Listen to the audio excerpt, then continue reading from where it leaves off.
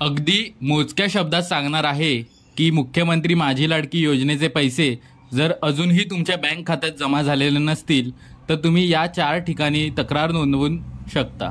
अवघ्या 2 ते 3 दिवसात लाडकी बहीण योजनेचे पैसे तुमच्या खात्यात जमा झालेले तुम्हाला दिसून येतील। तुम्हाला सर्वांना माहिती आहे की अनेक महिलांना 3,000 रुपये मिळालेले आहेत। ज्यांना अजून मिळालेले नाहीत फक्त त्यांनीच ही तक्रार नोंदवायची आहे। म्हणजे तुमचा फॉर्म जर मंजूर आहे, अप्रूव्ह आहे आणि तरीही जर तुम्हाला अजून 3,000 रुपये आलेले नसतील तरच ही तक्रार तुम्ही नोंदवा। अन्यथा तुमचा अर्ज मंजूर नाही, अर्जामध्ये काही त्रुटी आहेत, अर्ज डिसअप्रूव्ह झाला आहे, रिजेक्ट झाला आहे, अशा कारणांसाठी इथे तुम्ही तक्रार नोंदवू नका। हे 4 मार्ग फक्त आणि फक्त ज्यांना अर्ज मंजूर होऊनही योजनेचे पैसे मात्र मिळालेले नाहीत, ज्यांच्या खात्यात 3,000 रुपये जुलै आणि ऑगस्ट या 2 महिन्यांचे 1,500 मिळून 3,000 रुपये ज्यांच्या खात्यात आलेले नाहीत, केवळ त्याच महिलांसाठी हे 4 तक्रार केंद्र आहेत।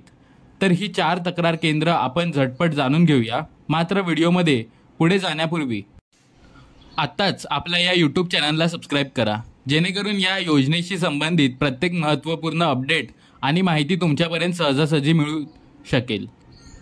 आणि व्हिडिओला लाईक नक्की करा। तर माहीत झालं असेल की लाडकी बहीण योजनेचा 3रा हप्ता हा 29 सप्टेंबरपासून महिलांच्या बँकेत खात्यात जमा होणार आहे। 29 सप्टेंबरपासून नुकतंच हे जे अपडेट आहे ते आदिती तटकरे महिला व बालविकास मंत्री आहेत, त्यांनी प्रसारमाध्यमांशी बोलताना आज सांगितले।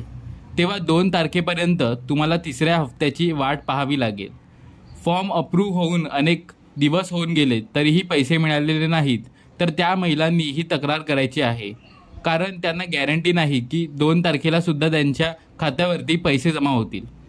म्हणून तर 4 मार्गांचा अवलंब नक्की करा। पहिली गोष्ट, महाराष्ट्र व्हॉट्सअप हेल्पलाईन राष्ट्रवादी हा अजित पवारांच्या राष्ट्रवादीने सुरू केलेला एक व्हॉट्सअप नंबर आहे। हा नंबर कोणता आहे हे पहा, 98 61 71 71 71। हा नंबर तुमच्या मोबाईलमध्ये सेव्ह करा आणि व्हॉट्सअपवर त्यांना हाय असं या नंबरवरती पाठवा। केल्यानंतर तुम्हाला तुमचा जो अर्जासंबंधी काही विचारणा केली जाईल, ती तुम्ही अर्ज कसा भरला, तुमची भाषा काय, जिल्हा काय, मतदारसंघ काय, माहिती विचारली जाईल। ही सगळी माहिती व्यवस्थित भरा।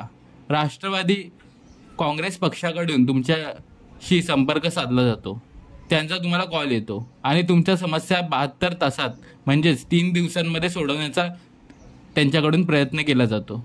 तर हा मार्ग बऱ्यापैकी 90% महिलांना माहिती झालेला असेल।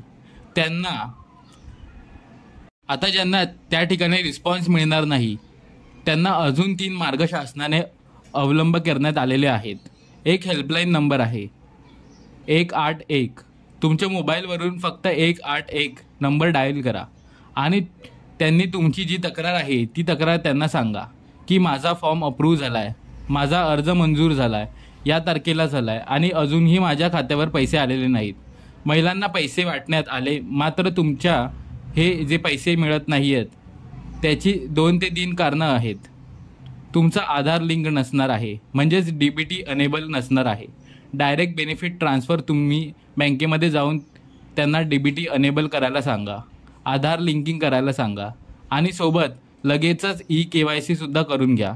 अनेक महिलांना एक दिवस आधार लिंकसाठी जातात, दुसऱ्या दिवशी KYC करायला जातात। एकाच वेळी काम करा। आधार कार्ड बरोबर घेऊन जा, झेरॉक्स घेऊन जा, तुमचा अंगठा द्या, सही करा। परत या इतकं साधी सोपी प्रोसेस आहे। त्यानंतर या 181ला तुम्ही कॉल करा, कारण जोपर्यंत तुमचा आधार लिंक नाही, DBT अनेबल नाही, KYC नाही केलेली, तोपर्यंत या 181 सुद्धा तुम्हाला हेल्प करू शकत नाहीत। तर ती प्रोसेस करून घ्या आणि 181ला कॉल करा। ती प्रोसेस केल्यानंतर सुद्धा 3-4 दिवसांनी जर तुमच्या खात्यात पैसे येत नसतील तर या नंबरला कॉल करून तुम्ही तुमची तक्रार त्या ठिकाणी दाखल करू शकता। दुसरा मार्ग कळला। तिसरा मार्ग, त्या शक्तिदूत ॲपवरून सुद्धा तुम्ही तक्रार नोंदवू शकता। आपल्या मोबाईलमध्ये प्ले स्टोअरवर जाऊन नारी शक्ती ॲप सर्च करायचं आणि तिथे अपडेट नाव असेल त्या अपडेट करून घ्या। आता 4थ्या मार्गासाठी तुम्हाला अंगणवाडी केंद्रात जायचं आहे, अंगणवाडी सेविकांची भेट घ्यायची आहे आणि त्यांना सांगायचं आहे की आमचे पैसे आलेले नाहीत। तशी तक्रार आम्हाला दाखल करायची आहे. अंगणवाडी सेविकाची ट्रेनिंग झालेली आहे. अंगणवाडी केंद्रामध्ये जाऊन आपण तक्रार दाखल करू शकता. लाडकी बहीण योजनेसंबंधित तिथे तुम्ही तक्रार दाखल करा. तर पहिली गोष्ट, बँकेत जाऊन KYC करून घ्या, आधार लिंक करून घ्या, DBT अनेबल करून घ्या.